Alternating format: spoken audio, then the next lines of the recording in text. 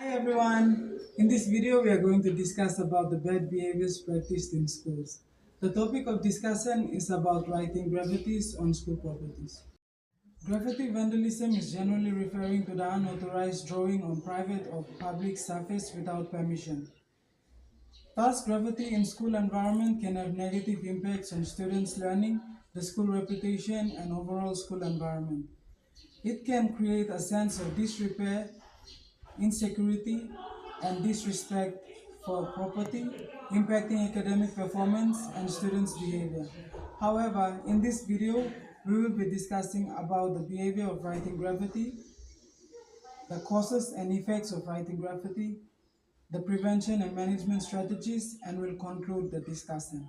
The first point to be discussed is about the behavior of writing graffiti on school properties. Some of the common tactics used in writing graffiti are spray painting, markers, and etching. The graffitis identified here are murals or large paintings, taggings like names or signatures.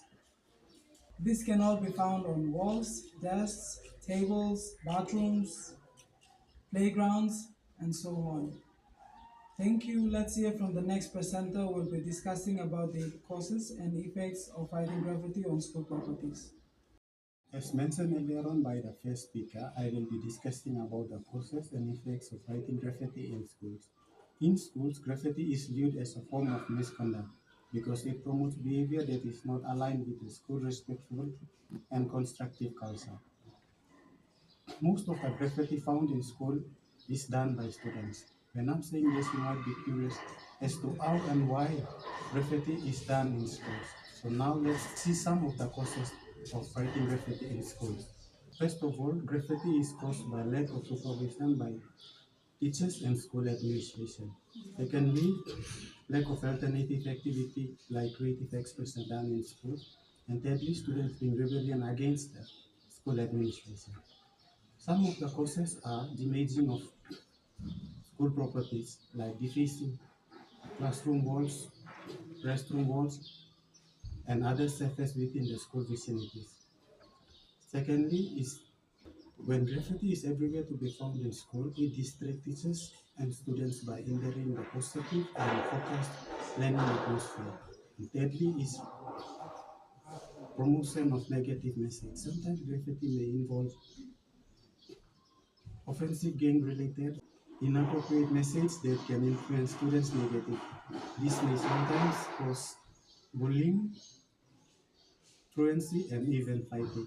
So in this session, we discuss about the causes and effects. Causes to be lack of supervision by teachers and students, lack of alternative activity, and students being rebellion against the school authority. And the effects are damaging of school properties, disrupting the learning environment, and promotion of negative message. So now let's hear from the next speaker who will be talking about the prevention strategies. Thank you. As it is mentioned earlier on by the second speaker, I'll be discussing about prevention strategies to be used in school to manage the behaviors of writing graffitis on school properties. The first prevention strategy to be used is education.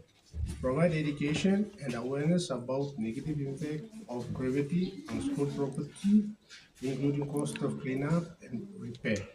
The negative impact on school reputation and potential legal consequences. The second prevention strategy to be used is communication.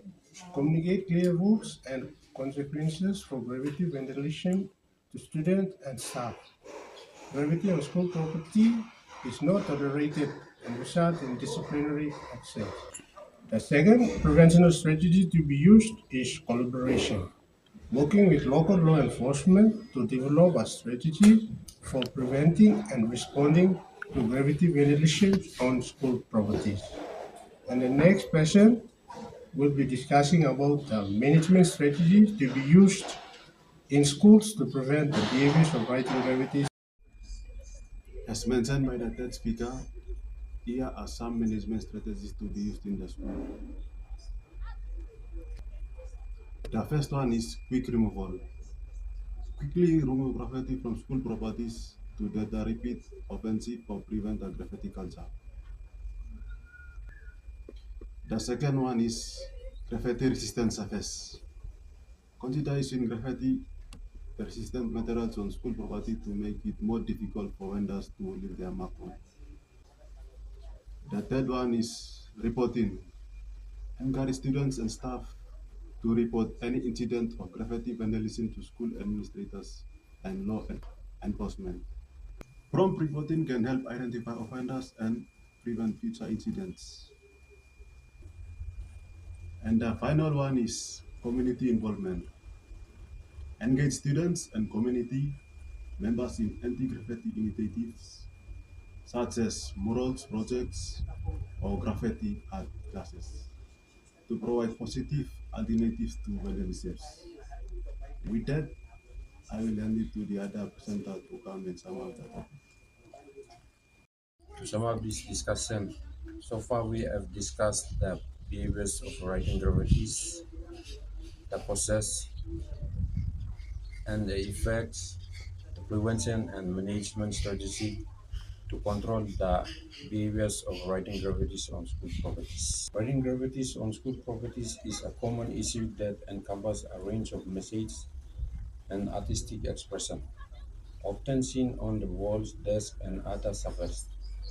While some views it as vandalism and a disciplinary concern, others consider it in forms of self-expression, communication, or even arts.